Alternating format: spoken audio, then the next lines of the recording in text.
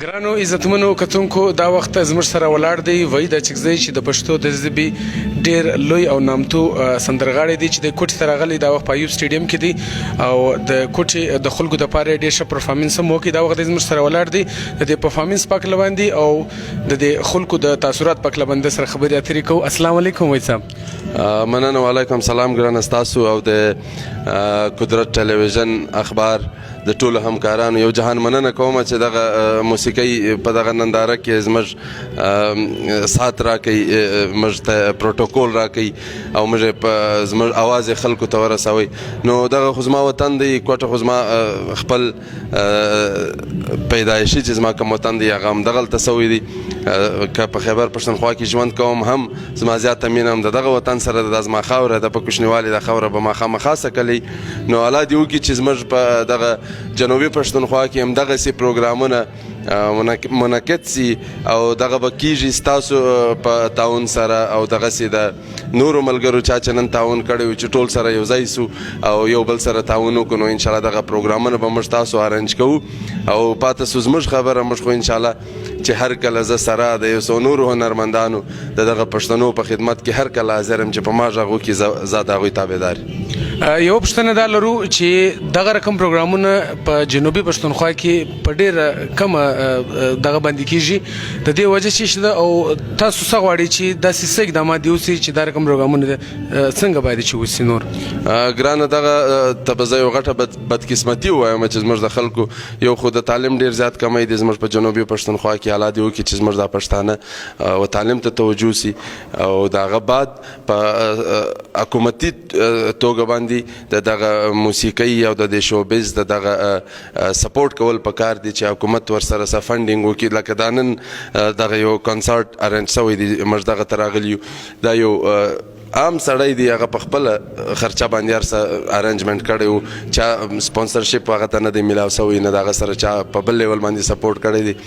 زه د جنوبي پښتونخوا د حکومت څخه دغه خواست کوم چې شوبیز ته د لږ توجه ورکړي او په افیشل طریقه باندې د خلک سپورټ کړي چې د خلک لږ نور هم ښایسته پروګرامونه ارنج کړي د زموږ پښتنو ورونو خویندې دپاره. دغه رقم پروګرامونه په سیمه کې د څه رقم بدلون راوستلی سي ستا په خیال؟ زما چې څومره خیال دی نن سبا په 100% همدغه پروګرامونه بدلون راوستی سي، ځکه چې واحد دغه موسیقي یو دغسې لاره ده چې هغه انسان ته خوشحالي ورکوي. ټول خلک نن سبا په غمونو کې ډوب دي، هر سړي سره خپل ټینشن دی او مرګونه دي. دا زموږ په صوبه کې د ډېره وخته موږ تاسو ټول یو ګورو څومره بدامني تېره سوه، څومره بدامني وه، مرګونه کېدل، اغوا برای تاوان، هر یو قسم ظلم زموږ په دغه وطن کې اوس. الله دې وکړي چې دغه اختر د خوشحالۍ سره دغه خدای پاک زموږ د سولې او د امن د اتحاد او د اتفاق اخترونه نور هم راولي او خدای دې امن راولي په ټول.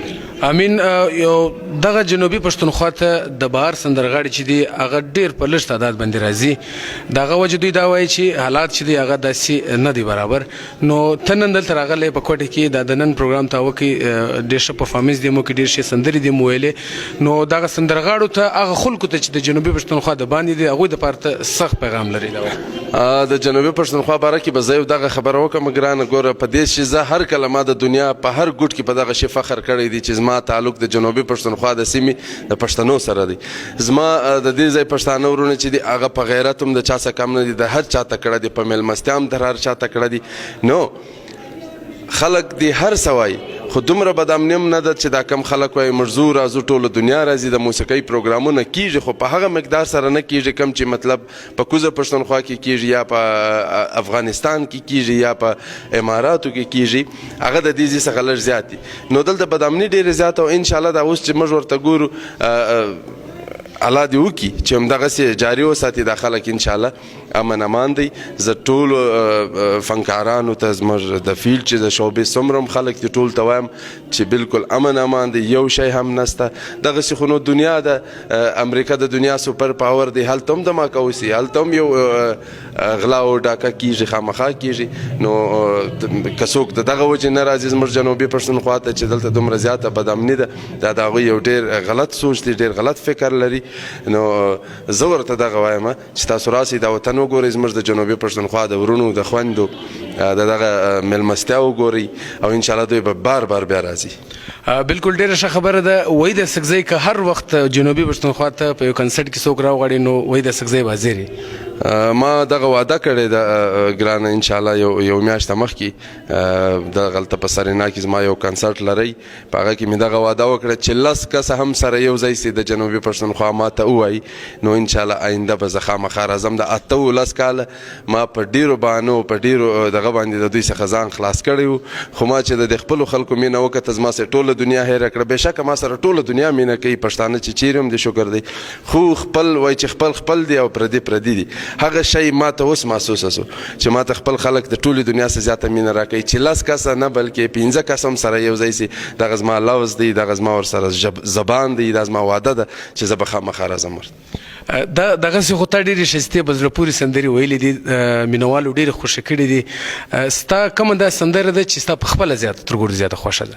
په ما که یقیني یو خبره وکړي زه د پښتون قوم سره ډېره زیاته مینه لرم. هغه که په لر کې دي که په بر کې دي. زما یو سندره وه چې پښتون په جړا سر دی که د لر او که د بر کابل په وینو سور شو په ورسوځي پېښور. هغه سندرې ما ته په ټوله دنیا کې پهچان هم راکړی دی په ټولو خلکو یې زه پېژندلی یم هغه چې د هغه زما د کیریر یو خوندوره سندره ورته ویلی سم زه او د ټولو زیاته مینه زه د هغې سندرې سره لرم. هغه کې چې ما څه ویلي دي هغه حقیقت دي چې کوم زموږ په پښتون قوم باندې تېر سوي دي هغه که دلته دي که هلته دي که دنیا پر ځای کې دي هغه حقیقت ته چې زه ګورم ما ډېر د زړه څه ویلی ده نو خوښه مې هم ده او خلکو هم دومره زیاته خوښه کړه څومره په مینه چې دغه ما ویلی. قدرت ټي وي پښتو ایچ ډي لومړی چینل دی چې ډېر زر به خپریږي نو د دې چینل په هکله باندې ستاسو وینا ده؟ قدرت خو الله دې وکړي چې زموږ د جنوبي پښتونخوا یو دغسې چینل راسي چې دغه زموږ ژبه مورنۍ ژبه ته لږ ترجیح ورکړي او لږه په مختګ باندې بوځي. نو قدرت ته خو موږ د ډېره وخته سترګې په لار یو څنګه چې اخبار ته خدای پاک یو کوچنی ګل وکرل سوی اوس شکر الحمدلله په ټوله دنیا کې ډېر زیات کامیابه دی. زه فخر پرې کوم چې زما د وطن یو اخبار دی او انشاءالله دغسې امیدونه موږ د قدرت ټي وي څخه هم لرو چې ژر تر ژره راسي ښه په جوش او جذبه سره راسي او دغسې د پښتنو خدمت وکړی چې کوم چې دی په اخبار په توګه باندې کړی دی نو همدغسې ټول پښتانه ورته سترګې په لار دي او موږ به دغه خواست کوو چې ژر تر ژره دغه چینل اونیر سي او موږ هر یو کس د خپل وس مطابق په دغه کې منډې تنډې وو. امین. او په آخر کې یو پیغام داسې پیغام چې د ځوانانو دپاره هم وي د مینوالو دپاره هم وي چې ستا اواز خوښوي د خلکو دپاره هم وي او په زړه پورې یو پیغام که ګرانو کتونکو ته د قدرت ټي وي په هنداره باندې ته دوی ته وښیه. بالکل د قدرت ټي وي په شیشه باندې زه دغه ټولو کتونکو ته وایم چې د ټولو څه اوله خبره دغه ده چې د مور و پلار د ډېر زیات قدر وکړي او تعلیم دی وکړي په خپلو بچیانو باندې دا هر څه چې دي زموږ کم حالات دي دا صرف اور صرف موږ تعلیم نه دی کړی. که تعلیم موږ وکړو تعلیم په انسان کې شعور راولي انسان سترګې خلاصوي انسان د ټولې دنیا سره مخامخ کوي. دغه نور خلک چې دومره مخته تللي دا صرف په تعلیم باندې تللي دي نو د هغه چا سره دي د هغه انسان د قدر وکړي څوک چې د قدر کوي نو انشاءالله امن امان به زموږ په دغه وطن کې صرف د تعلیم کمی دی او 15 وخت لمونځ دی کوي د مور و پلار چې څوک قدر وکړي دا زه اکثر ما دغه خبره کړې دغه سړی به په دغه دنیا کې کامیاب وي.